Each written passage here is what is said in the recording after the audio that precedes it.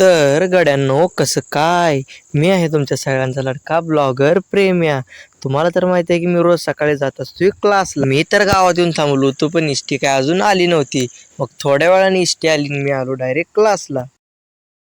पण मला काय क्लासमध्ये गमत नव्हतं म्हणून मी गेलो हॉस्टेलवर. इथं येऊन बघतो तर ह्यो आमदार 3-3 गाद्या घेऊन झोपला होता. इथली भीतीवली चित्र बघत होतो तेवढ्यात मला एका सिंगरचा फोटो दिसला. बोले जो कोयल बाहों में. ही जी कोयल बोलस तर मी आलो तळीच्या कोपऱ्यावरून. गाडीला हात करून आलो पाडळीवाडी फाट्यावर. पाडळीवाडी फाट्यावर आल्यावर मला माझ्या वर्गातला कुम्या गाठ पडला.